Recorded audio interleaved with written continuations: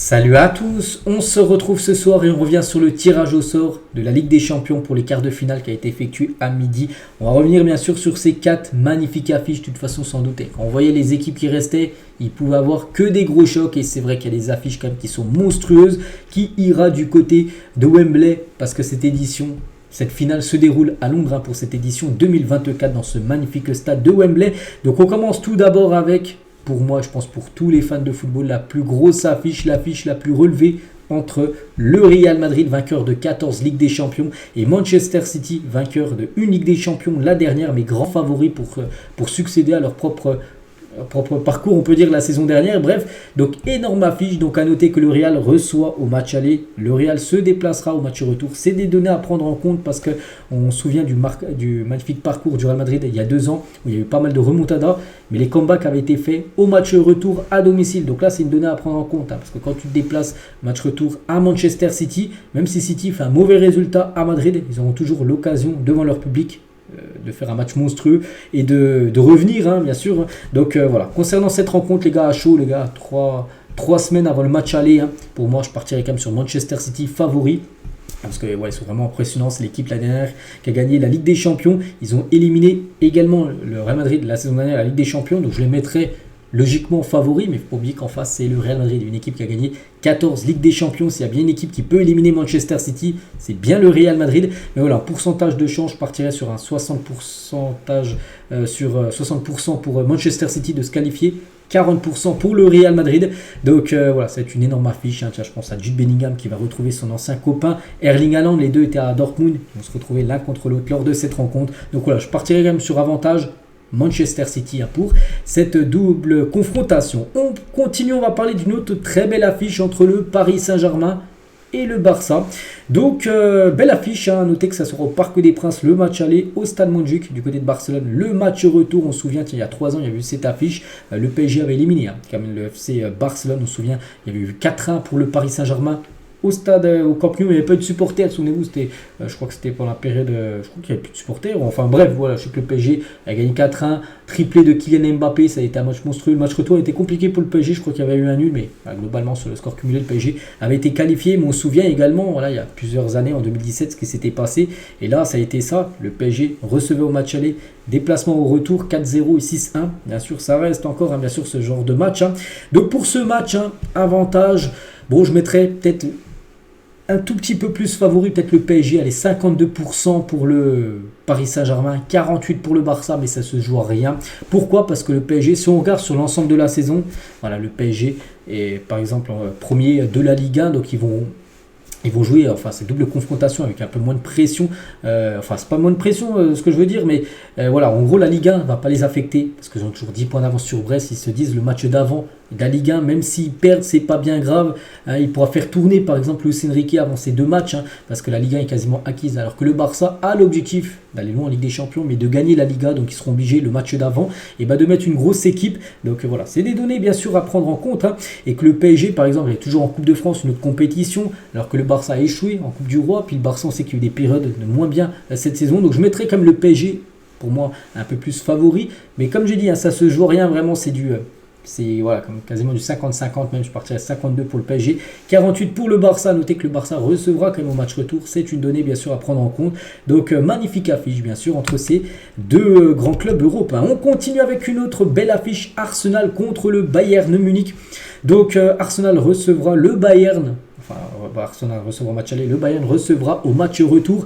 Donc là c'est 2 belles équipes, bien sûr. Arsenal qui est actuellement leader, on verra, de la première ligue, on verra ce que ça va donner parce qu'ils vont jouer bien sûr la Ligue des Champions, mais ils sont aussi également engagés en première ligue avec le duel avec Liverpool et Manchester City où ils peuvent laisser des plumes bien sûr dans ce championnat parce qu'ils visent bien sûr de remporter ce championnat. Alors que peut-être le Bayern, peut-être le match avant, peut-être il va faire tourner bien sûr Thomas Tuchel parce qu'il sait que le championnat sera perdu. Ils ne vont pas revenir, ils ne vont pas reprendre 10 points sur le Bayer Leverkusen.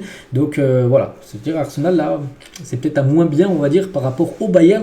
Et ce que je vois, c'est que le Bayern recevra au match retour. Et on se souvient, il y a quelques années, la dernière fois qu'ils se sont affrontés les deux, il y a eu un score cumulé de 10-2 pour le Bayern Munich sur Arsenal. Il y a eu 5-1 match aller, 5-1 match retour. Donc, voilà, bon, c'est vrai que c'était il y a pas mal d'années, c'était en 2017. On est comme en 2024, il y a 7 ans qui est passé depuis. Mais c'est des matchs où, voilà, et on sait que le Bayern arrive énormément, bien sûr, contre l'équipe de Arsenal. Donc voilà, je partirai quand même sur le Bayern favori, hein, sur un 70% pour le Bayern, 30% pour Arsenal. Voilà, donc là, je vois vraiment le Bayern pour moi filer pour les demi-finales. Et on finit avec l'Atlético Madrid contre le Borussia Dortmund. À Dortmund, toutes les équipes voulaient taper cette équipe, hein, parce que c'était entre guillemets l'équipe là la plus faible, même s'il n'y a pas d'équipe faible là, quand tu arrives en quart. Et du coup, c'est l'Atlético qui affrontera cette équipe. À noter que l'Atlético recevra à l'aller. Le Dortmund a une chance, hein, recevra au match retour. Donc voilà, tout peut arriver. Et c'est que ce match, les gars, je partirai quand même sur l'Atlético, qui est pour moi favori. Hein, je partirais peut-être sur un 55% pour l'Atlético, 45% pour Dortmund, mais tout peut arriver, comme j'ai dit, en plus que Dortmund recevra au match retour. Vraiment, c'est voilà, c'est dur en gros à donner un favori, hein, pour cette rencontre, même si je partirais quand même sur un peu plus côté Colchoneros. Donc voici les 4 quarts de finale. Et ce qui est bien depuis quelques années, c'est qu'on connaît déjà le parcours, l'arbre en gros. Un côté droit, un côté gauche. Et en gros, par exemple, là, le côté gauche, on peut voir que, par exemple, le vainqueur du Real Madrid, Manchester City, affrontera en demi-finale soit le Bayern, soit Arsenal. Ça peut être un Real Bayern, ça peut être un City Bayern, ça peut être un Arsenal Manchester City en demi. Ça peut être un duel 100% bien sûr anglais. Et de l'autre côté, les gars, pour le PSG, par exemple, le PSG, je sais pas, élimine le Barça. Imagine Dortmund élimine l'équipe de l'Atlético. Donc voilà, il y a une voie. Je pense que le côté gauche là est plus compliqué que le côté droit, même si ça reste la Ligue des Champions, tout est compliqué. Mais voilà, vous avez chaque parcours, hein. Donc ça peut faire une finale, mais par exemple, je sais pas, tiens, City, PSG, ça peut être le FC Barcelone contre le Real Madrid. Ça peut, il n'y a jamais eu de classico en finale de l'histoire de la Ligue des Champions. Ça peut être le cas quand on voit l'arbre, bien sûr, des équipes, hein. Ça peut être un derby aussi, derby de Madrid, un Real Madrid Atlético. Mais voilà, hein, concernant bien sûr ces rencontres. Et du coup, qui mettra son nom, voilà, pour finir, voilà, qui mettra son nom vainqueur de la Ligue des Champions? Mon favori pour moi, je reste, hein, sur ce que j'ai dit depuis longtemps, Manchester City. Ils sont au-dessus de tout le monde. Après, comme j'ai dit, ils ont un parcours compliqué parce qu'il va déjà falloir battre l'équipe du Real et le Real pour les éliminer. Il faut se lever déjà de bonne heure. Puis après, même s'ils passent, après tu as soit Arsenal, une équipe qui connaissent bien, Arsenal peut les faire chuter, ou soit le Bayern Munich, hein, qui voudra certainement prendre sa revanche par rapport à la saison prochaine. Puis après, bien sûr, il y a une finale, hein, potentielle. Mais voilà, je partirai quand même sur City parce que c'est l'équipe favorite. Puis c'est l'équipe qui joue le mieux actuellement. Puis chaque ligne, hein, du côté de City, les gars, c'est très performant, que ce soit défense, milieu, attaquant. Donc je partirai sur eux quand même, qui rajouteraient leur nom, leur écusson, ou tout en bas à la place du point d'interrogation. Je partirai sur Manchester City. Et on finit rapidement, les gars, avec l'Europa League pour parler aussi des 4 quarts de finale, là, vraiment très rapidement. Donc l'Olympique de Marseille hérite du Benfica. Bon, je trouve que c'est plutôt un bon tirage pour Marseille. Pourquoi? Parce que déjà c'est au Vélodrome le match retour. Tu te dis, voilà, même si tu fais un mauvais résultat, tu peux perdre 2-3-1 au match aller. Tu peux poser un plus 4, un 4-0 Lomia Villarreal. Ils peuvent le mettre à Benfica, donc là c'est plutôt déjà une bonne nouvelle. Et voilà, t'évites comme Liverpool, t'évites, je sais pas, le Bayer Leverkusen ou même l'AC Milan. Benfica pour moi c'est un bon tirage, hein, je pense, pour l'Olympique de Marseille. Bon, après, s'il y a qualification, ils peuvent taper Liverpool, parce que là Liverpool-Atalanta, je vois pas l'Atalanta gêner Liverpool. Après, l'Atalanta recevra au match retour, hein, c'est une donnée à prendre en compte. Bon, voilà, Marseille, les gars, il y a moyen d'aller en demi. Après, c'est Liverpool, ce sera compliqué, mais bon, on n'est pas d'ici là. Et l'autre côté, tiens, duel 100% italien, AC Milan, AS Roma, et Bayer Leverkusen, qui a toujours pas perdu, va essayer de battre, hein, l'équipe de West Ham. Donc voilà, concernant bien sûr ces quarts de finale de l'Europa League. Donc voilà, les gars, ce qu'il y a à dire aujourd'hui. J'espère que ça vous a plu. Moi aussi, l'Europa Conference League.